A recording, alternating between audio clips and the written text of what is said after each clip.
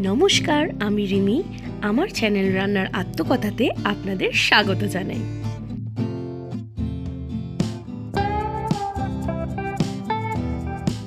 আজ আমাদের recipe mutton biryani. সামনেই পুজো, আর পুজো মানেই বাঙালির ভুরি ভোজ, আর ভুরি ভোজে বিরিয়ানি থাকবে না, এটা তো হতেই পারে না। তো চলুন বিরিয়ানি বানিয়ে ফেলি খুব ইজি প্রসেসে। চালটাকে আধ ঘন্টা ভিজিয়ে রাখতে হবে।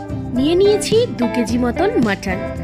তারপরে মাটনটা করার জন্য নিয়েছি কিছু পেঁয়াজ, বেশ খানিকটা রসুন, বেশ খানিকটা আদা, কাঁচা লঙ্কা আর টক দই।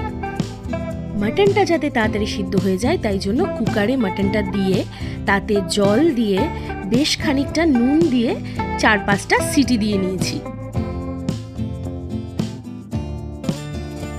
অন্যদিকে আদা, রসুন, পেঁয়াজ আর কাঁচা লঙ্কাটা পেস্ট করে নিয়েছি। কড়াইয়ে তেল দিয়ে তেলটা ভালো করে গরম হলে ওই পেস্টটা দিয়ে ভালো করে কষিয়ে নেব। কিছুক্ষণ পর স্বাদ মতো নুন, সামান্য একটু চিনি, বিরিয়ানি মশলা, গোলাপ জল, কেওড়া জল আর একটু মিঠা আতর দিয়ে ভালো করে কষতে হবে। নুনটা একটু বুঝে দিতে হবে, কারণ মাংস সিদ্ধের সময় আমরা একটু নুন ব্যবহার করেছিলাম। তারপর মাংসটা দিয়ে দেব।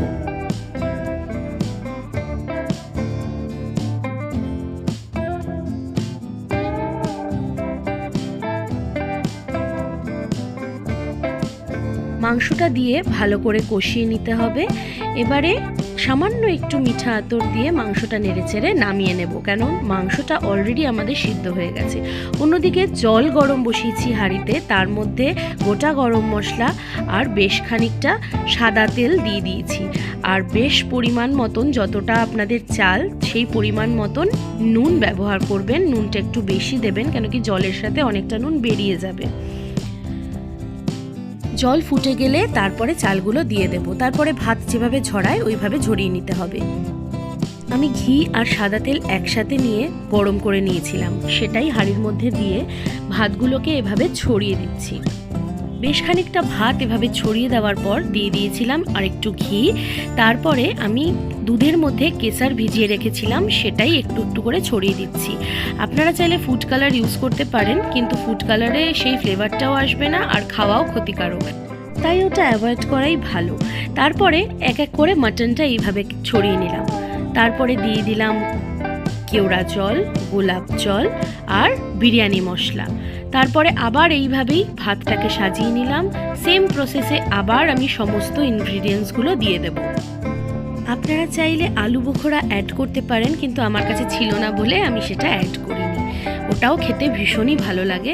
পেঁয়াজ বেরেস্তাও দিতে পারেন, আমার বাড়িতে পেঁয়াজ বেরেস্তা কেউ পছন্দ করে না বলে আমি ইউজ করিনি। সবার শেষে আলুগুলোকে এইভাবে সাজিয়ে দেব আর একটু মিঠা আতর ছড়িয়ে দিয়েছি। তারপরে একটা কাপড়ের সাহায্যে আমি এইভাবে হাঁড়িটাকে আটকে দিয়েছিলাম। আপনারা চাইলে আটার ইউজ করতে পারেন। তারপরে একটা ডেচকিতে জল বসিয়ে এটা দমে বসিয়ে দিয়েছিলাম। ব্যাস রেডি আমাদের মাটন বিরিয়ানি। খুব লাইট আর খেতে ভীষণ ভীষণ সুস্বাদু হয়। আপনারা বাড়িতে অবশ্যই পুজোতে একদিন ট্রাই করে দেখবেন। Thank you.